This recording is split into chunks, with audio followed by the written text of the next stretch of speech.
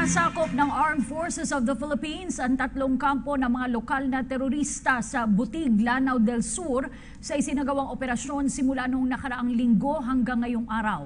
Ginamit umano ng AFP ang FA-50 na bago nitong fighter jets mula sa Korea sa pambobomba ng mga nasabing kampo. Sugatan at kritikal umano ngayon ang isang leader ng Abu Sayyaf na si Isnilon Hapilon na pinaniniwalaang ding may contact sa isang leader ng ISIS.